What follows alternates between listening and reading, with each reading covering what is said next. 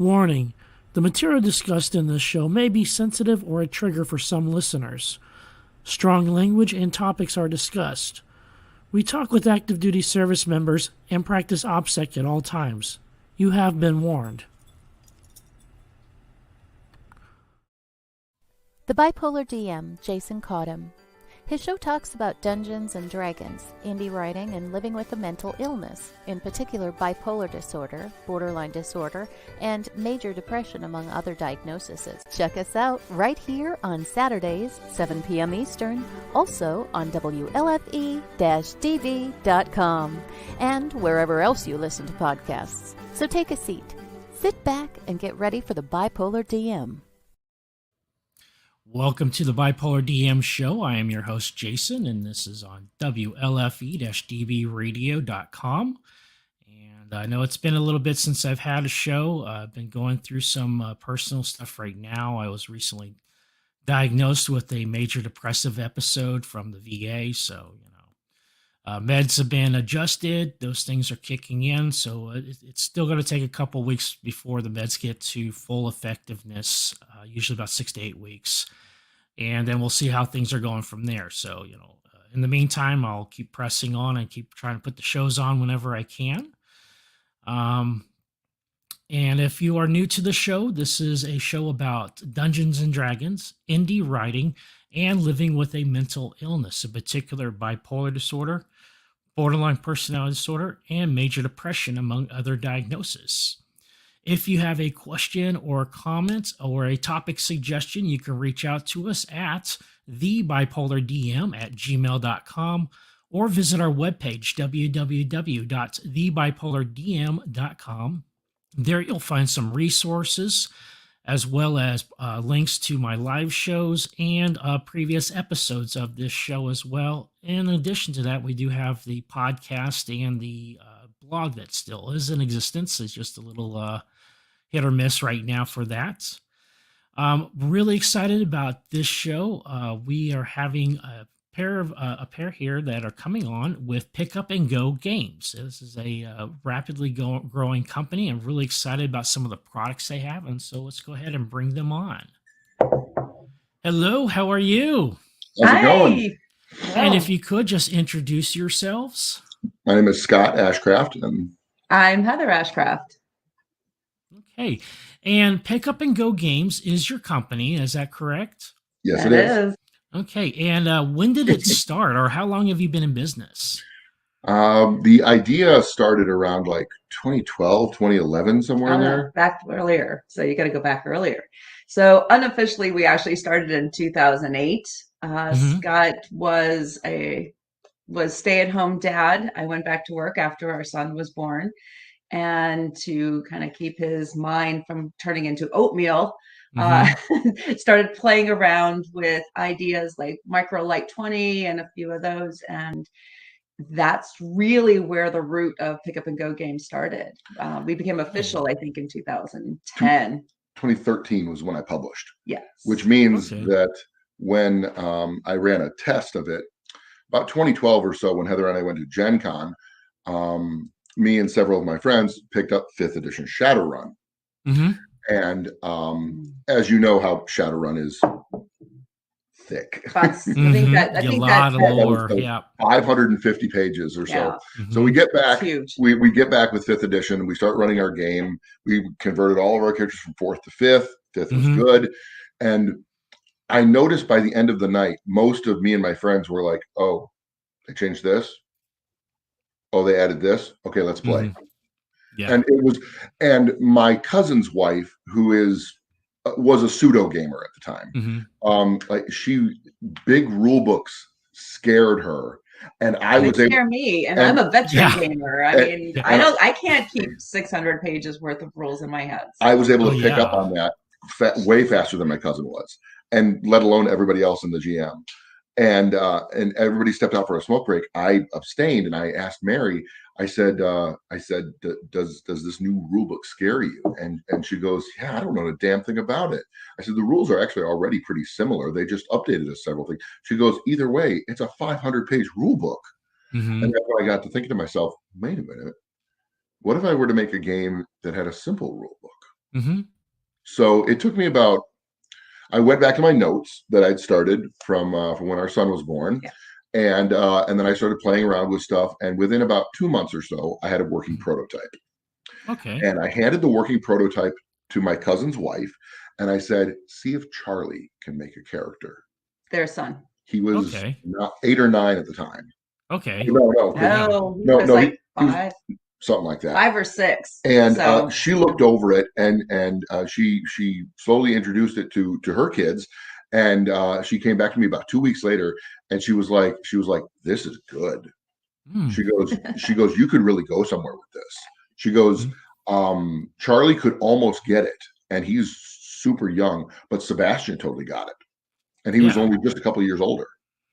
and now by this Excellent. point we had already been running a live action game. So we Oh, were running a for LARP. 10 years. We were running a Mhm. LARP for a few years, set in a game world that we had both kind of been playing around with. So when the time came, and now we have the potential, a potential D20 system, we Mhm. already have a world that we decided we wanted to expand on it. So Crips and Creatures in the world of Shalaria all kind of came together, and we put it all under one umbrella, and the rest is history at this point. Yeah, Ongoing Yeah. history. I Yeah. officially published January of 2013. Yeah. Okay. Excellent. And then, what cons have you been to so far to present this? Well, we have our day jobs. We're both Mm-hmm. on the management level in both of our positions, and we have 2 kids. So time is limited, and so is Mm-hmm. babysitting.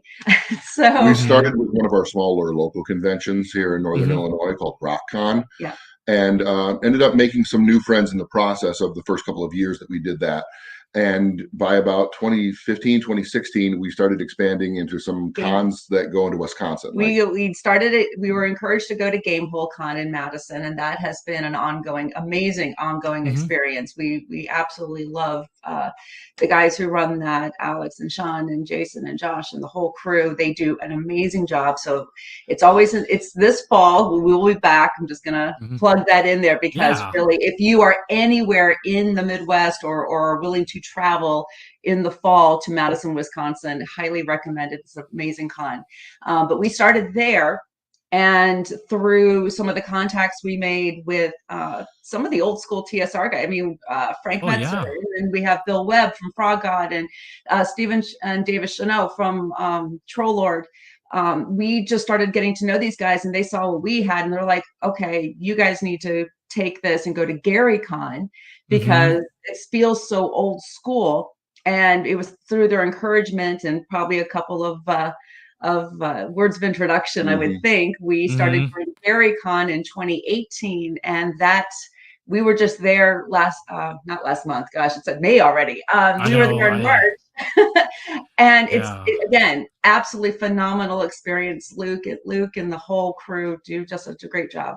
So Yeah. it's I've talked with primarily Luke a those. bit. We'd love to Yeah. do more, but time and babysitting. Yeah, Totally understand that. Yeah. real life Luke is a kept me great away. guy. He's actually helped me out with getting Dungeons and Dog Tags off the ground, which is a mission I have where we are providing online games and soon in-person games for our veterans and active Ah, duty. good job. That's And fantastic. so yeah, for the most part, I mean, we do have some civilians in there but for the most part, it's all veterans playing. And so, we have, I really do believe in the psychological benefits of playing Dungeons and Dragons. Done a lot of research on that, especially with people like Dr. Anthony Bean with Geek Therapeutics and some stuff like that. Fantastic stuff coming out with Dungeons and Dragons and play therapy. One of our And original goals um, early on, and still is, mhm, it's a long time goal, is to eventually have our son be able to play. Our mhm. son is autistic. Oh, okay, yes, He has, that's not need to go into, yeah. but one day we may actually be able to get him to play with he really enjoys math, so Mhm.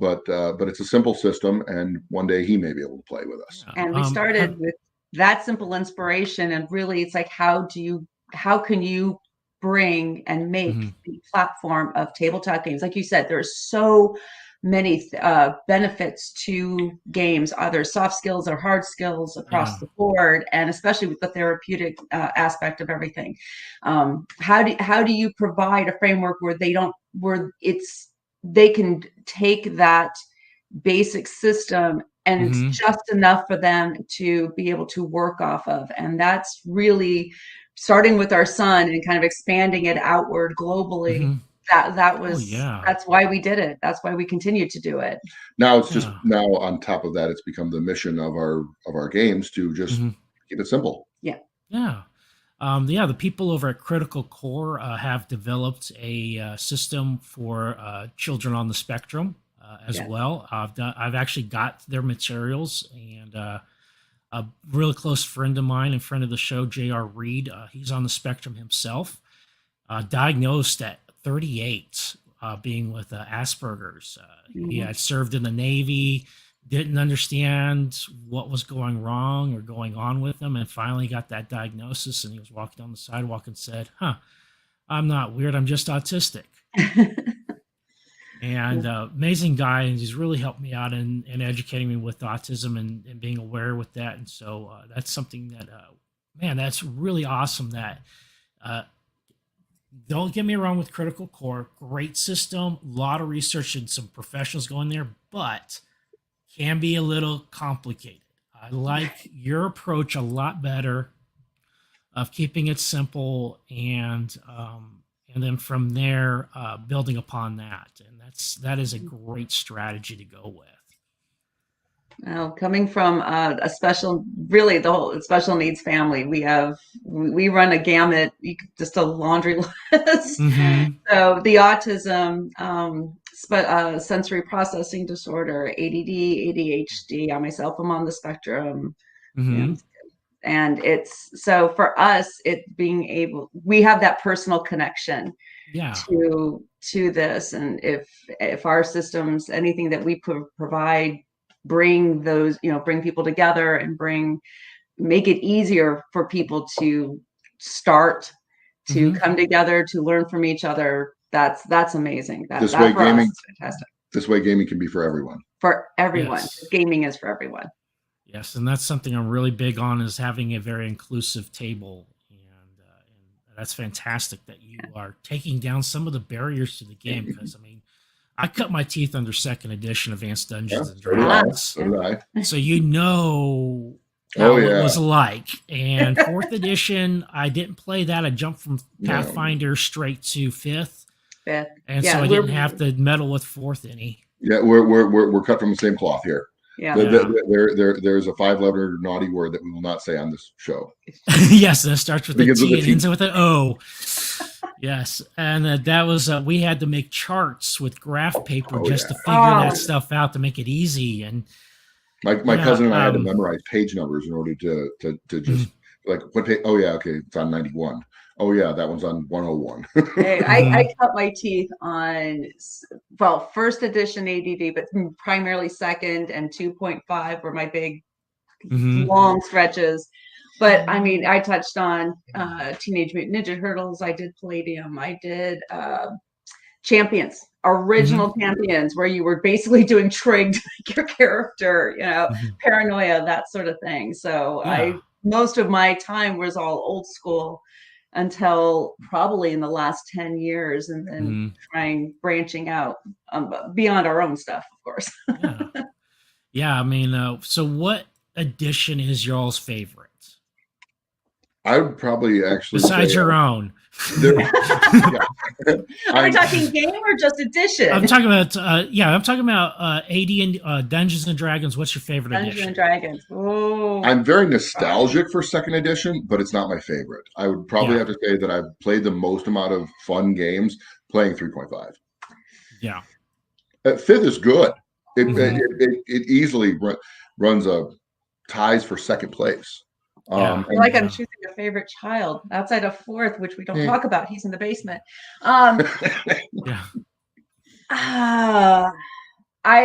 We spent a tremendous amount of time, my original gaming group and I, with 2.5.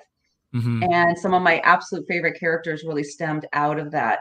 Primarily, once I really figured out how to use THAC0, I was really able to use THAC0. For reference, Heather says 2.5. She means second edition revised, the black books. Yeah. Okay. Yeah. So we call them 2.5. That was our head. So, but a lot of really good memories out of second edition and that vein. Beyond that, I think 3.5 was probably my biggest stretch. Though Scott is running. We have a group. Our current group actually. He's running a 5. I'm running fifth edition in my campaign world. Yep.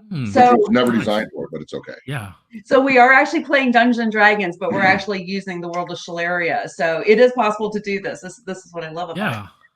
But yeah, the 5th edition has been really fantastic. I have a couple of qualms, and he knows exactly what I'm talking about the lack of called shots and hits to appendages. Sorry. Hey, my gnome made an amazing strike on that thing's tongue. I'm just saying. I am her barbarian gnome. Yeah, I love barbarians. Those are the fun. Those are so fun. Barbarian. Yeah, that's what I mean. Bard and barbarian together. I've played that. Yes. That is a fun combination. My barbarian was a half orc who had to carry multiple loots because at the end of every performance he would set it on fire and bust it up. So like in a combat, he'd have 3 or 4 loots with him, and after he cast a spell, he would set the thing on fire and then start to smash it like a rock star. I love it. This one, okay, so I have been bugged by every single member of my game group that I have not yet taken the spell Reduce. Because everyone's like, why have you not taken Reduce? You get Reduce, you have Mage Hand. You're already a gnome. Go for it, So I'm being railroaded here by my game group. For the reference, if a gnome casts Reduce on themselves, they weigh the amount that is capable of being picked up by Mage Hand, which means that they could kind of fly with Mage Hand. So I would be the screaming, yes, as they fly across the battlefield with the very, very large magical weaponry in hand, screaming immigrant song from Led Zeppelin as I'm like making call shots. No call shots. Well, to quote one of my friends who loved playing bards, he liked to say, "I'm not that kind of bard." No, that's cool. Yeah, nothing's off the table for Tumble Talk. Oh, no. Yeah, especially if I can pry it up. Nothing's off the table. Yeah, I've really enjoyed 5th edition myself.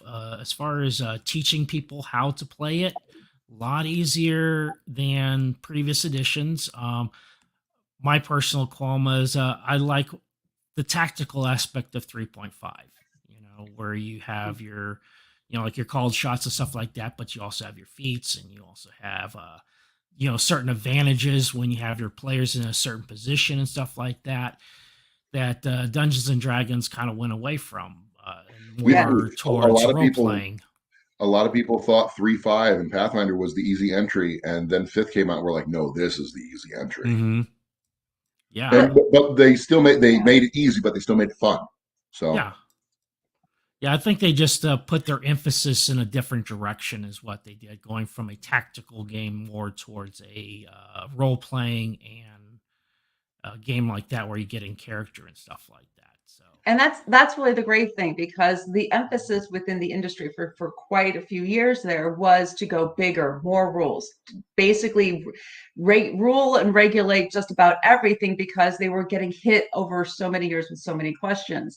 And for us, especially because of how we approach our games, it felt so constricting, and nothing to it. I totally get why they went that way, but it really felt like, there's a rule for everything. And it takes that imagination almost off and away from the table. It's like everything is regulated. Now he's the mechanics, I'm story. So for me, it's story over mechanics any day. There's a reason why home brews and home rules have existed for as long as they have, is because if you see a rule that's in there and you think, well, that's crap, you make your own, or if there's nothing there. But that's where the imagination comes in. So when Dungeons and Dragons finally, when 5 came out, I was really resistant. He knows. I was really resistant to trying it because I had been kind of burned, especially after 4 and all of these rule books coming out. And he's like, well, I'm running a 5 game, give it a shot, put together a character that you think is just fun and just go with it. And it's been really a fantastic kind of rediscovery of Dungeons and Dragons for me, as a veteran gamer. We are able to really tell with the story. Don't get us wrong. There's a place for big, complicated games, and some people love those. That's what they. That's their shtick. That's what they do. And that's totally Star City Battles. Holy crap! If you want a big, complicated game, go for it. I truly do understand why people want big, complicated games like that, where there's rules for everything. Whether it's GURPS, Palladium, or whatever it is you want to play that's big and complicated. We just went a different route. Because without the imagination, it's just a bunch of rules. At least that's our and what kind of guides us is whenever we're thinking, well, are we overcomplicating it? Are we not doing enough? Are people expecting more? And we kind of look at each other and it's like, well, what did Gary and Dave and the rest of these guys, what did they start out with? They started out with stories in their head and trying to figure out a way to kind of put some order to that chaos. They didn't start out with 400, 500, 600-page rule books. Oh yeah, it was just a little printed on. It was a pamphlet. I mean, so it really. I have to look at the page count of the pamphlet. But you don't need the rules. And now it's totally legit. If that's the play style that you like, it's great. That's for some people that's their jam. For other people, they want to go a different direction. For us, we would prefer to tell the story and just keep enough rules there to allow to bring that framework for you to work within. And especially for me and for a lot of the people we've talked to over the last several years with the product, it's we've had grandmas come in. One of our favorite. We had a grandma come in. She says, "My grandson plays this stuff. I have no idea what this is about," and our system gives her an idea. It's that stepping stone. So now she can go on to something like.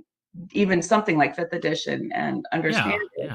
We've had so she has the framework to build upon.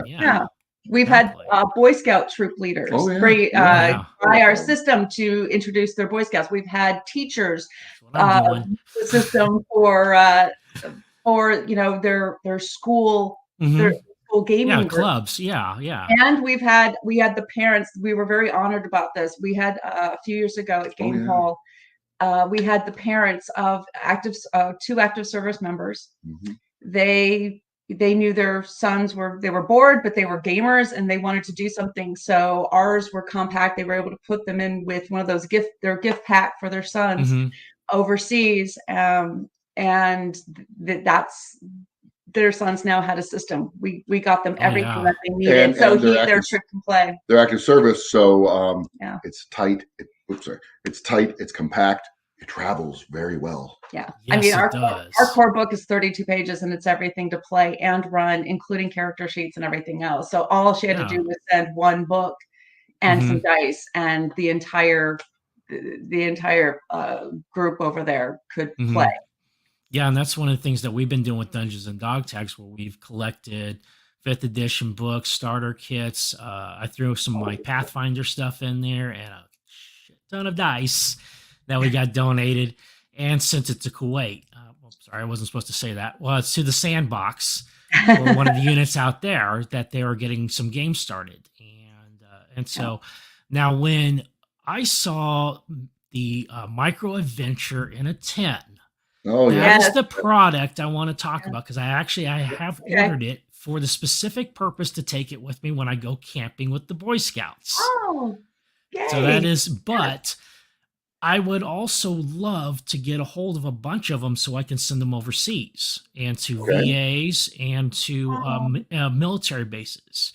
So, Thank you. because I think it's packable. That is the one thing that is god awful about Dungeons and Dragons, is that it is not packable, especially if you're on a move with the game. No.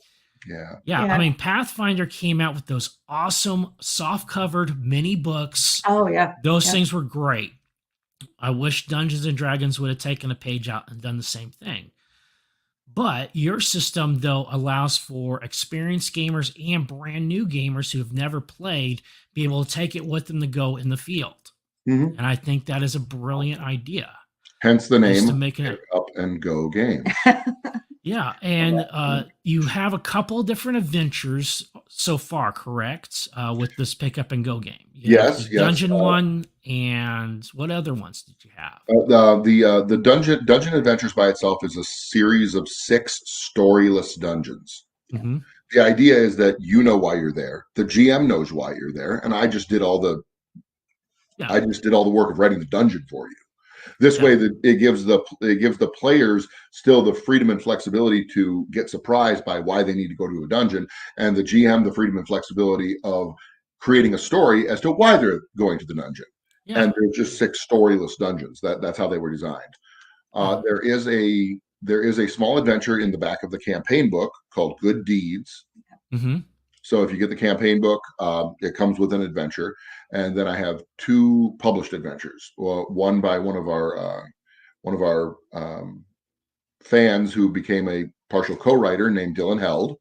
Mm-hmm. He lives outside of Milwaukee, I think. And he wrote Smuggler's Run for us, which is an introductory adventure that takes place in like a neutral good country. He wrote it based on his 2-year Crypts and Creatures campaign. He bought the core book one of the first times we offered it. So that's really great. Yeah, and the other adventure that I wrote is around 5th, 6th level. It's called The Ruins of Zix. It takes place, which you're torturing us with now. And yes, the remnants of in my 5th edition game right now. Just to say, there's a witch that we are not looking forward to meeting. Yes. So in the process, there are some baddies. You go through part of a swamp. Mostly undead, but a lot of different styles of monsters that you'll end up fighting, and it can definitely lead toward deeper and deeper adventures. So you have the one book that has all the rules you need. Then we have the 3 world settings. So Shalaria is the main world, Azra is its moon, and then the planes, or the afterlife planes. So they're all 3 of them, and then we have 2 additional modules, and then we have the storyless dungeons. That's for the Crypts and Creatures. And then we also, of course, have with micro adventures, and then we have our non-collectible modular adventure game, card game, Champions of Shalaria, which I believe this is the year that is actually going to be retired. Well, not retired, just definitely set on the back burner. We're not. We have a lot of ideas going. We have a lot of ideas, and I have plenty of spare product. We just probably won't be developing anything new for it for a little while. We're gonna take a break from it. It used to be our cash cow, it used to be our big thing, and those who have played it have enjoyed it, and still continue to tell. But we're going to focus on some other things right now, like micro adventures. Yes, if you were worried about very excited about that. We do have plans. Me and Heather and our other co-writer. James could not be here today. Unfortunately, he's our card wizard. Yes, we do have the plans to make some higher level adventures. I want to make a 7th or 8th level adventure and a 12th level adventure. And I'm currently working on a 3-part module to run at conventions. Hopefully coming up. Oh, I think we lost feed. Oh no, you got me now. Oh yeah, I got some thunderstorms rolling through the area. So, okay. But we do have some new modules coming out on the way that we're planning, and we've got some notes on. And with micro adventures, we already have the first expansion that's already done. That's also available right now. Right now, you can Game Crafter out of Madison, Wisconsin. They're a fantastic small company, and they are the ones who do all of our printing and putting everything together for the card. Okay. Their stuff is you can order directly through them. I believe we have the links up. We can get those to you. So Yeah. the original Micro Adventures and the expansion both available. We also have, I think, at least one or two more expansions in the works, as well as another adventure, a separate adventure, I believe, is in space. Interesting. Uh-oh. Excellent. All right. Let's go ahead and take a quick commercial break. And then when we pick up back on the other half of that break, we'll talk about some of the future plans that you've been hinting at and what's in store for Pick Up and Go Games.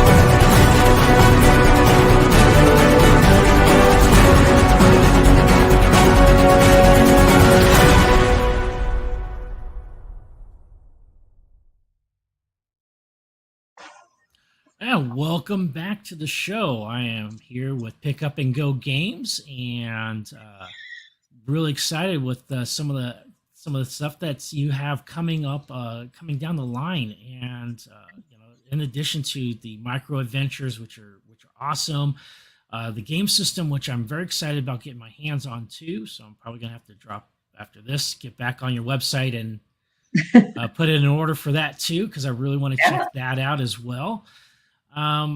What's in the next couple months? What do you guys have coming up as far as any events that you're going to, or specials, or new releases that are official yet?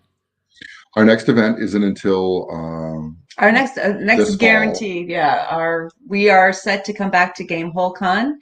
That should be, I want to say, around the 21st or the 23rd. It should be about the third weekend in October. So that's going to be in Madison, Wisconsin, up at the Alliant Energy Center. Again, fantastic con. Love going back. Can't wait to be back. And we will definitely be in the vendor hall. You'll find us there. In between, with a corner booth this year. We always run demos at our booth, so we just encourage everyone to come by and just not only check out to see what we have, but we're also hoping to have. I'm working as fast as I can on a 3-part Crypts and Creatures game. That will run at the conventions. So the beta testing for that will actually be at Gamehole Con, with hopefully the final run at Gary Con in 2023. And then if all goes to plan, it will be published shortly after that. So that's in the works, and I'll be running that through our Plains setting. Oh, okay. So Excellent. it's not one that we've done a demo game before of any kind. So we're gonna see if we can. We want to be able to show people, what we have in addition to Shalaria. There's so Mm-hmm. much more out there. There's also, again, we have more micro adventures coming. There's, I think, our James, our wizard of the cards, is working on a space version. Micro adventures in space. Yes. Nice. You have to say it like that. Micro adventures in space. Yep. But yeah, so that hopefully we'll have to see what we're looking at in terms of turnaround. We're hoping to have possibly at least a beta test version ready to go by Gamehole for that. But we're really looking forward to seeing where we can kind of take those. And then there's 2 more expansions that he's working on. One is just about done for the base Micro Adventures game. So that'll explore the existing fantasy setting right there. Right. So we should have the core and the 2 expansions by Gamehole. We're expecting to have those done with a potential 3rd expansion. And the great thing is that there's enough room in those tins that you can just put everything in there and still have plenty of room. So we're really excited to kind of. We were really shocked. It was the gift of the gaming gods. Oh, it really was. I have to tell the story. We put the order in for Micro Adventures. This was in January. We were told that we would probably not see them until late April. Yeah. And here it is, about 2 days before GaryCon, in March, we get an email that says your order your is shipment's on its way. And what shipment? Just like we're looking at each other. I mean, it was like that Spider-Man meme. Did you put an order in? No. Did you put an order? No. Yeah. So we couldn't figure out what it was until we all kind of like the light bulb goes over the head and just went, wait, is this what we think it is? So we texted James and we're like, hey, James, what's the ETA on our thing? And he's like, it should be at your house by tomorrow. And we're like, oh my. So tomorrow was the Wednesday that we were expected to leave to go up to GaryCon to start getting set up. And I think our mailman now thinks I'm a crazy woman because he can be coming around. He always drops the letters off first and then drives the car around to drop the packages off. And the first time he came around, I'm coming out, my pajamas, my hair is all askew and everything else. And I'm like, do you have a package for me? So he came back around and handed it to me and I'm more like, give me. So we had the car packed, ready to leave. And the moment we had those in our hands, we came up and we were fully invested and ready to go to the idea of like, it sucks. We'll have to go to the con without these. We were fully prepared for that. And then all of a sudden, here. So we had no chance for build-up, no chance to let anybody know this is happening until it actually did. We did a quick unboxing video, got in the car and left immediately for Lake Geneva and set up. But the response that we received at GaryCon, I mean, we like them. I mean, that's the hard thing. When you're a creator, you like what you're putting out, it speaks to you in some way. That's why you created it, but you never know how the public is going to respond. So the response we received from everyone at GaryCon, I'm going to give a shout out to all of those wonderful folks who took a chance on us and picked this up, because thank you. That it was overwhelming. We honestly did not expect it to take off like that. So we're really, really excited and now scrambling a little for you guys just to kind of get some more stuff out there. 12:30, 1 o'clock Sunday, we were done. Yeah, we were sold out. Completely. We sold out of the expansion. And we sold out the expansion the day before. Yeah. No, days before. Or something like that. Yeah. I mean, everything was just selling. It was like, okay. Thank you. Thank you to everyone who's purchased the Pick Up and Go Games product. You are supporting a dream and a passion. And we'll keep exploring ways to try and bring gaming to everybody. So thank you. Yeah. Now, how did the pandemic hit everybody in the industry differently? Dungeons and Dragons kind of shift their model to the online model with Fantasy Grounds and D&D Beyond and all that kind of stuff there to keep thing momentum going. How did you all adapt to the pandemic? We were it was very different for pick up and go games because we mostly do our products and sell our products at conventions. Mm-hmm.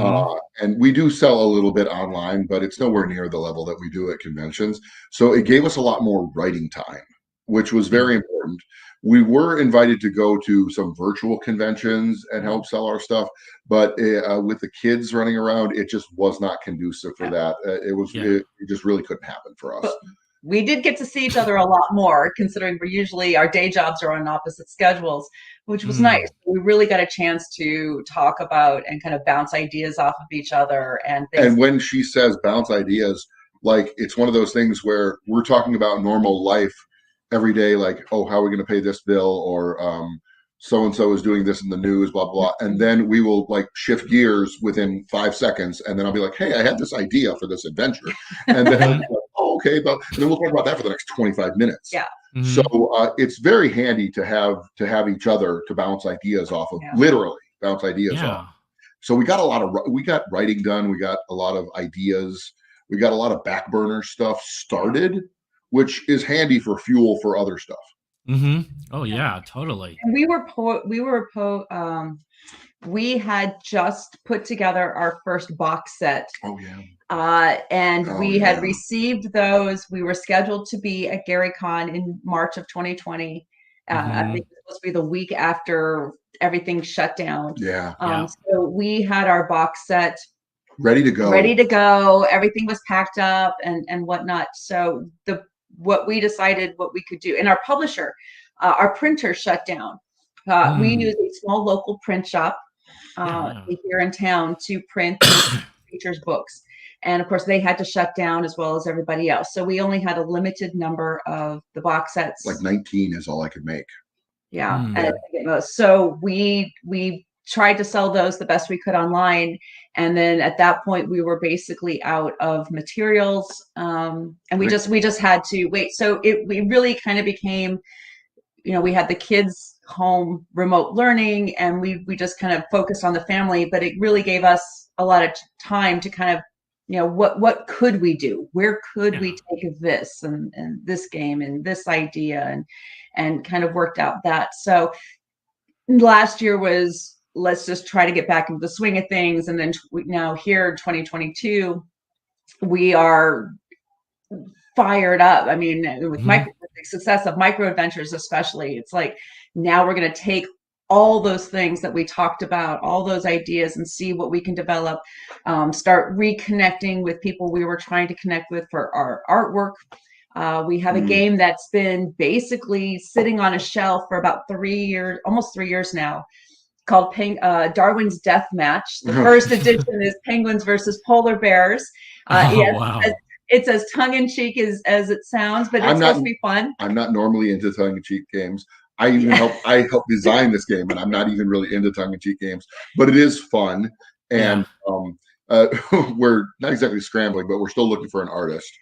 And artists need to get paid, but we have a budget as well. Yeah. So we're working on that rebuild on kind of dusting off dusting things off and saying, okay, now it's time. Let's work out. So for us, 2022 is almost a reemergence of pick up and go games in a big way. And over the next few years, we expect to really be able to have some products out there for folks to have fun with. And hopefully soon, James and I will have something mashed together for a working prototype of an idea that we've been working on together. We're both future, like nostalgic future kind of fans. So we wanted to try to design an pseudo-apocalyptic future game that wouldn't end up dating itself in the process, but would still be used with our simple system. There's another similar game, which I'm not going to mention, that begins with an S. And that's the style that we wanted to go for. And we're still working on like how the games and mechanics are going to work, but we still want them to be simple. I'd like to get it under 42 pages is what I'd like to be Yeah. able to get it under. And that is a challenge, actually. It's it- easy to Yeah. write a lot. It's really hard to strip it down and make it. shrink it down. Yeah. And it's Oh, called yeah. Future Imperfect. Yes. Yeah. Future Imperfect at some point. That's our goal, to get that out within the next couple of years. That's I'm probably excellent. I'd like to shoot for about the next year or so. Yes. But I'm not sure how feasible that's good, because I have a day job. James has a day job, you know, so we meet every couple of weeks or so to hammer out like 4 or 5 hours worth of stuff, and sometimes it's conducive, sometimes it's not. So yeah, lots to come. So keep an eye out. Yes, definitely going to do that. And let me see. Just to kind of shift gears. A lot of things I love talking about is mental health on this show, especially with my condition and everything like that. If you don't mind, I'd like to ask some questions about autism and raising a autistic child. What are some of the challenges that neurotypical parents don't run into? There are, for those who are neurotypical parents of neurotypical children, some of the problems that you'll run into, you would never think of as a problem. The first thing is you don't compare. Stop the comparisons, because it's not exactly to the level of apples and oranges. It's more like fruit versus mac and cheese. Yeah. I have my friend JR has a great quote. I can't remember who the originally author is of this quote, but goes like this: if you've met one person with autism, you've met one person with autism. Yes, absolutely. I think when you start out, it's okay and this is something I needed to hear early on, is that it's okay to kind of mourn that the image you had in your head of your kid. It's not going to go the way you think it is. Not that it ever does with kids, but I think especially with kids on the spectrum, you're never quite sure where things are going to go. But look for the strengths. Look for, what are they good at? Look for the ways to connect with them.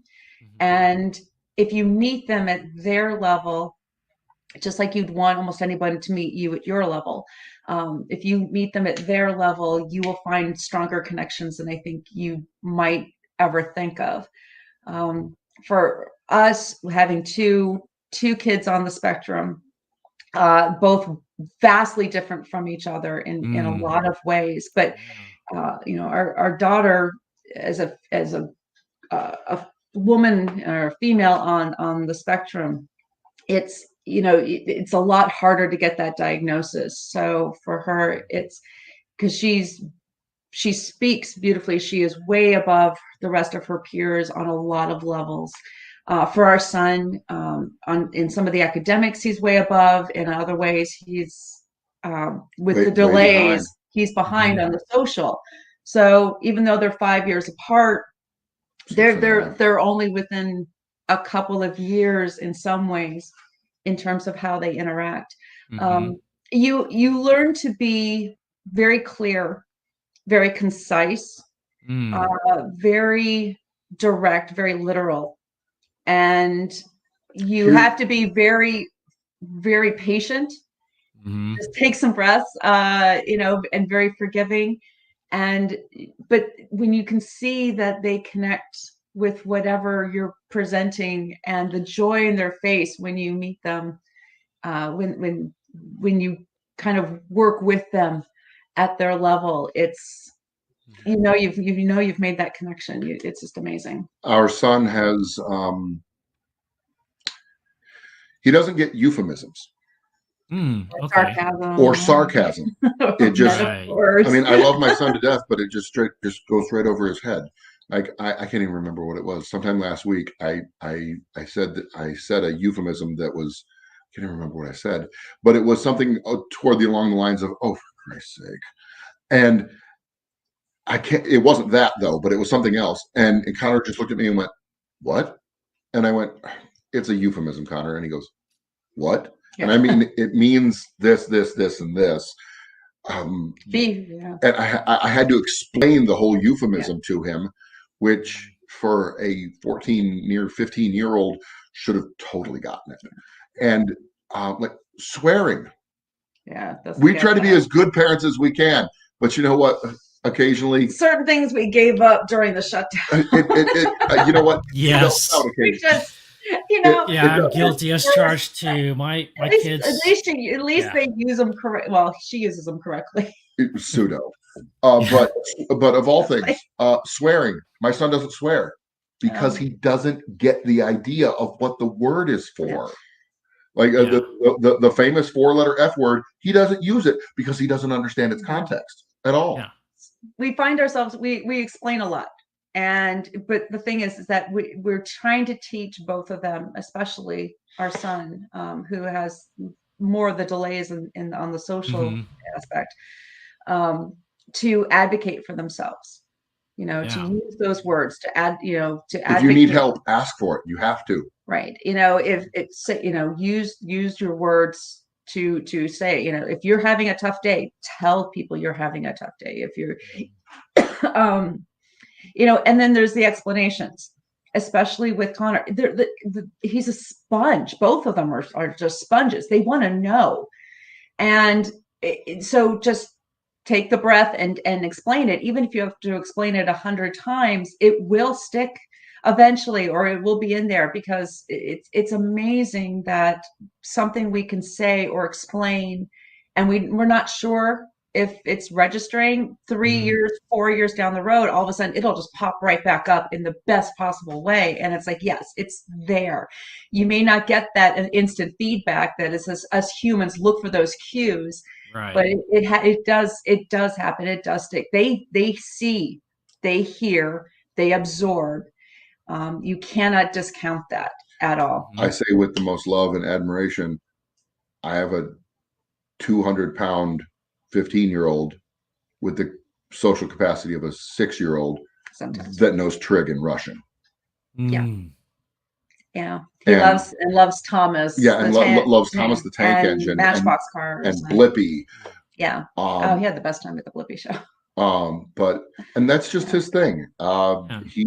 He gravitated toward letters and numbers really easily. As far as advice and talking about this, we can talk about our kids forever, but you do have to work with their strengths. You do have to work with what they can do. Yeah. On top of writing all these games, I'm a retro game collector, like old Nintendo stuff. Oh yeah. I can't get my son to play Super Mario Brothers because he can't get the idea of moving and jumping at the same time. Yeah. And there's a countdown timer. If you run into enemies, you die. So there's a penalty for it. So I had to find games. I had to find a lot of different puzzle games that he could play. Stuff that doesn't have a timer, stuff that doesn't penalize you. And that was a trick in itself. I found like 4 Game Boy games and 2 Nintendo games that could do that. Yeah. I know the Lego series have been great with my kids. They have been. And their disabilities that they have. He does love his Legos. Because you can die 1,000,000 times and you keep on going. Yeah. Keep on going. Love that game. Our yearly trip for his birthday, and this is his choice. But again, if you like the consistency, the familiarity. Every year, because where we're located in Northern Illinois, we're about an hour or so west of the Chicagoland area. And so we head to Schaumburg and we go to Legoland every year for his birthday. That's one of his favorite things, is he absolutely loves Legos and Legoland. But the whole idea of the age appropriate, toss it out the window, because, and really, it for most kids, that's probably true anyway. If there's something they love, let them go with it. But especially for kids on the spectrum, it becomes, I think, even more important, because this is how you can connect with them. If what did they like? Well, how are they speaking to you, even if they're not using their words? Listening and taking in and connecting. You have to be very flexible in terms of what, how and the where and the why. And as far as parental advice goes with children, I would have to say, for neurotypical parents of neurotypical children, something that you're not considering is that, your standard level of parenting technique, you're still going to have to tell your kids like 3 or 4 or 5 or 6 times before they finally get the idea of, no, this is how you do it. You do it like this, and this. And with some autistic children, you have to tell them 40, 50, 80, 100 times. But they will get it. They will get it eventually. And your efforts will be rewarded. They will. Mm-hmm. It's just going to take a lot longer. I'm not a patient person. And this and early internet in the 90s taught me patience. Yeah, that's when you had dial up and you had to sit there with your Dragon Lance book and read while it's going on. So when you had to sacrifice a modem every time you got on it. You had to sacrifice a robot in order to get online. Yeah. What other questions do you have? Huh? What other questions do you have? This is this pretty much kind of ties it up, because you've certainly unpackaged a lot of great advice with kids on the spectrum. Personally, right now, I'm actually not necessarily dating, but kind of meeting. I met with somebody, and her son's on the spectrum as well, and he has his days. You understand how that goes, and so, I'm dusting off my books and re-educating myself and refreshing. And it's like, okay, this is some of the better techniques for diffusing a situation, or this is what my boundaries are going to be. Yep. That kind of stuff. And, but it's exciting at the same time meeting an individual, because everybody's so unique on the spectrum. That's what I love about it. Is everybody's so unique and special in their own way. And so I'm actually kind of excited if I eventually meet this kid, just to see how we could interact and connect on some way, And so I know she's a single mom dealing with this, and she needs all the support she can get. And I try to be very supportive wherever I possibly can. Because one thing that is often forgotten is the caregiver, not only with children, but also with those of us with a mental illness. And we forget about the caregiver / spouse and some of the roles that they didn't sign up for. And when they got married, they did, but they still do it. And so we got to watch out for our caregivers as well, because, burnout, oh yes, all that is a very real thing. And unfortunately, my marriage didn't survive my last depressive episode, which was 3.5 years. Because sorry to hear that. Caregiver for me, I couldn't leave my room for 6 months. And it's very hard. And I saw that and was very helpless in doing anything about it. And now I'm more. An ounce of prevention is worth a pound of cure. Doing all the things ahead of time to support your significant other through this, and remembering them. And so well, I'm going to job stick it in there. Help, and learning patience and all that. That's great. You're doing a great job. Well, I too have suffered with depression. I've been very lucky. I've been working. I have this one next to me almost 20 years now. It'll be 20 years next year. Yeah. We've been together. My mom lives with us, which helps out. And when I've had some really bad episodes, which thank goodness, knock on wood, I haven't had one in a while.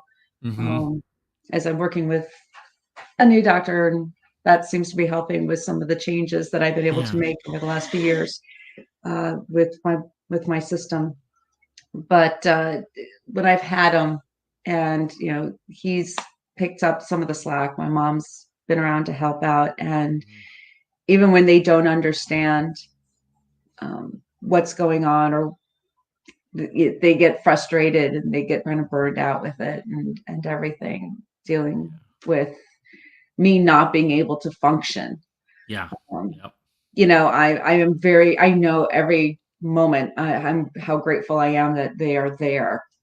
The people who have come in to help out. And well, I don't necessarily understand everything that she goes through. I do see everything that she goes through. And I would not, there might be one or two people I'd wish that on, but generally I don't wish that on anybody. And your significant other, your spouse, your partner, however, as if they are strong, they will find a way to help you get through it. And that, like you said, that whole pound of prevention is worth a pound, 10 pounds of care, or whatever. That totally rings true with having a significant other that can help you through it. That is totally or someone, someone there, whoever, even if it's it is. like a family member or a partner, significant other, wife, spouse, husband, whatever. But it's I would not have made it through, I think, a few of them. Totally understand. If it wasn't for the either primarily him or a few of my friends who reached out at the right times. And during one of my worst, I think it was just the idea that, my kids, at that point, I hung on by the thread. You know it when you're looking at the edge of that void into that blanket, and it's looking really, really nice, really comforting in a really terrible way. You cling to whatever threads will keep you back from just going into it. Sometimes it was my kids just waking up at just the right time, that like, no, I got to go take care of this, and then I'll get back to that. And then you don't, thank goodness. And a few others. So and you just keep fighting. You just keep fighting. You just keep going, and you try to be as forgiving as you can, because I think what some people don't realize is the tremendous, and I mean the Everest-sized mountain of guilt that those of us who have, who go through, who suffer, we know we are 100% cognizant of the fact that we are non-functional, and other people are having to all that worse. And you have to find that grace on your own, which feels impossible some days. You have to be able to forgive yourself somehow, but you live with it. You carry that through during the better days. And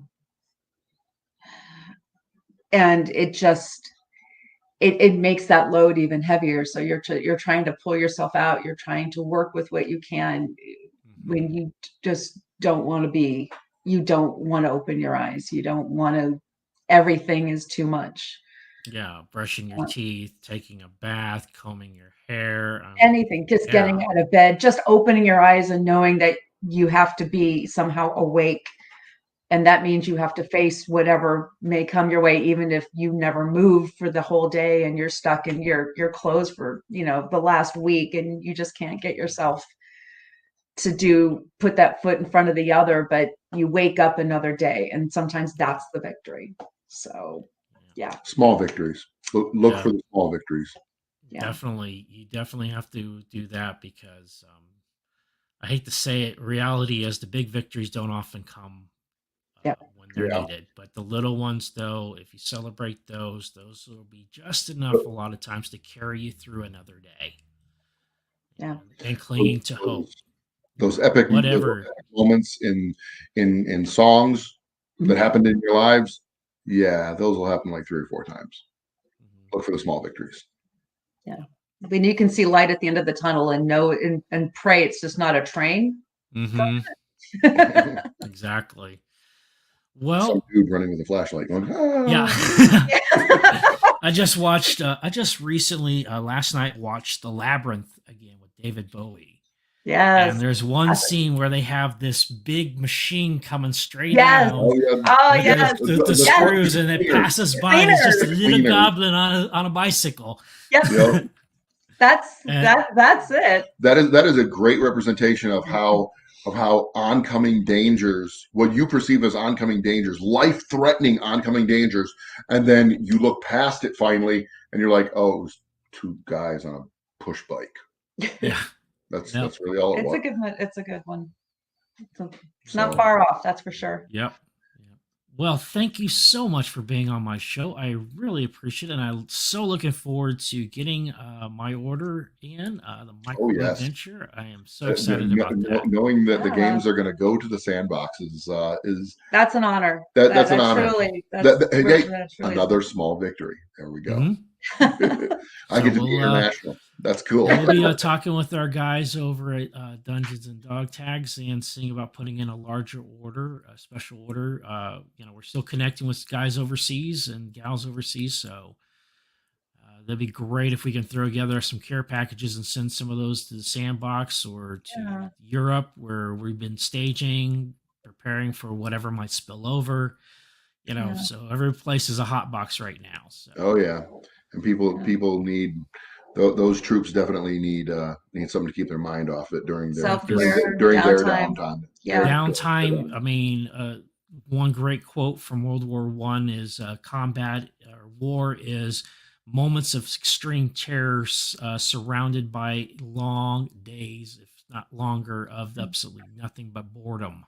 Yeah.